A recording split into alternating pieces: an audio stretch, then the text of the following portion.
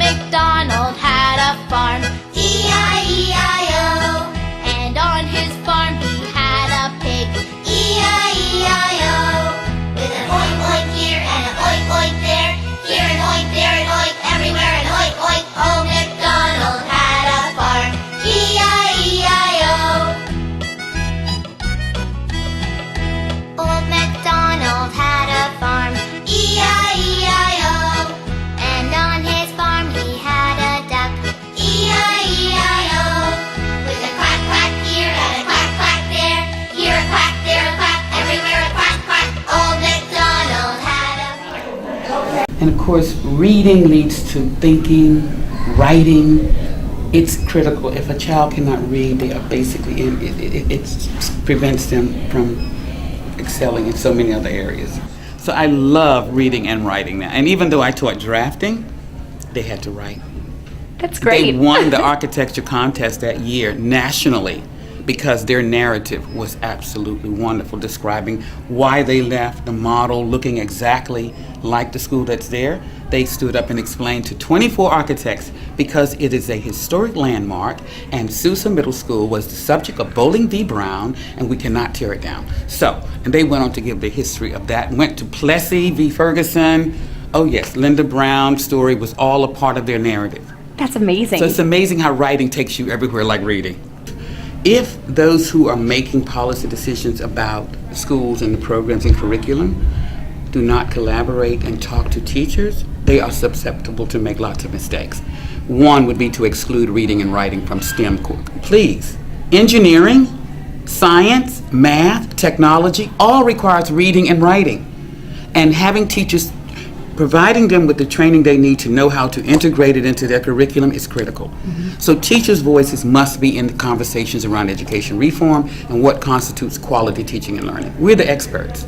I feel like I could talk to you all day, but is there anything else you'd like to say? No, absolutely. I'm just excited about the idea that the Washington Teachers Union is basically a re-imaging itself as a union of educators who care about children, and everything they do is framed around children. We're the best advocates for children, especially students who are underserved. So I thank you for coming. Okay.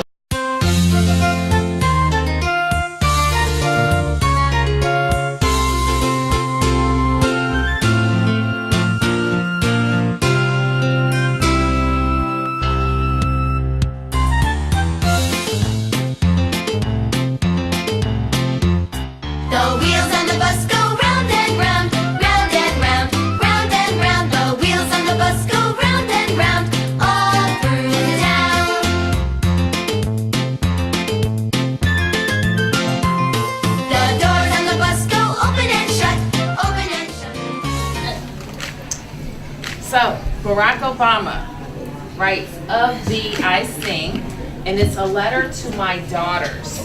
And it was illustrated by Lauren Long, who healed broken hearts and broken promises.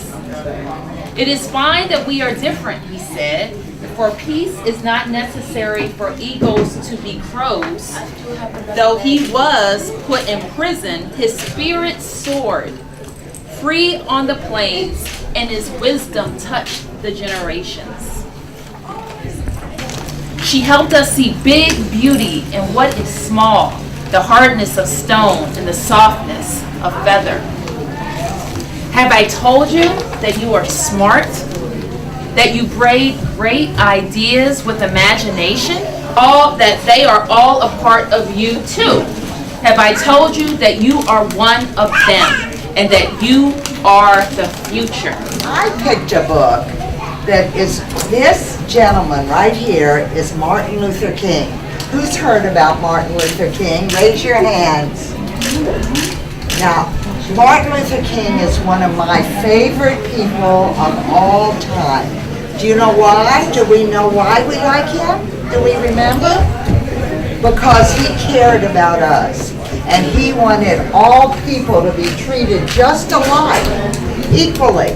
And so we're going to read about Martin Luther King Jr. All right, are we ready? And it's called Martin's Big Words. Here we go. everywhere in Martin's hometown, he saw these signs that said, white only. His mother said that these signs were in all southern cities and towns in the United States. And thank God that Martin Luther King lived so that our world is a better place. So let's all say, God bless Dr. Martin Luther King. Can everybody say that? God bless Dr. Martin Luther King. Well, thank you all very much. I love reading this wonderful book about this wonderful man to you. Bye, everybody. Got lots of people coming. One here. And here it is. Sister and Brother Bear, who lived with their mama and papa in the big tree house down a sunny dirt road deep in Bear country, were not only sister and brother, they were playmates, and they got along pretty well most of the time. You with me? Understand what I'm reading? We are going to play tea party. You sit there and be the papa, and I'll sit here and be the mama. Does that sound familiar? It does? All right. Ah, Jesus, said brother. What did he say? Read what he said. I am too old for a tea party. I'm too old for a tea party. Why? If Cousin Freddie or any of the guys saw me, go ahead. Saw me, I never hear the end of it. Go ahead. Why don't you find somebody your own age to play tea party with you? Is that what you would say to your sister if she came and said, I want to play a tea party? What would you say to her? I would say, I would love to play, but I'm too old to play tea party. Maybe next time. Okay, which is almost what he said. Why don't you find somebody your own age to play tea party with? Is that what you would tell your sister if she were old enough? Okay. Besides, I have a date to go skateboarding with Freddie. And off he zoomed, leaving sister all by her lonesome self. All right, for you, she's shouting. Dear Farmer Brown, the barn is very cold at night. We'd like some electric blankets. Sincerely, the cows. Did the cows write that? Did they type that? Yeah. Did they type that letter? Yes? No? Yes. Yes? Let's see. It was bad enough the cows had found the old typewriter in the barn. Now they wanted electric blankets. No way, said Farmer Brown. No electric blankets. So the cows went on strike. They left a note on the barn door. Sorry, we're closed. No milk today. I'm dog, and I'm the best. It's pretty good confidence, isn't it? What do you think? Yes. That's good confidence, isn't it? All right, well, let's see what else we got here. These are my friends. Ladybug. You know what a ladybug is? Yeah. What's a ladybug? It's really a beetle. Like a beetle? What is a ladybug? It's a type of beetle. It's like a beetle. It's a type of beetle. A type of beetle. Okay, we'll accept that. It's a Sounds pretty good, doesn't it? Did you read the book?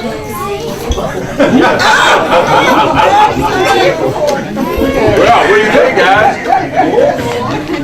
I thought we might even talk a little bit about it, but you don't want to talk about it, huh? I do. I'm The best. okay. Now they're bragging. Now they're bragging. Let me share that.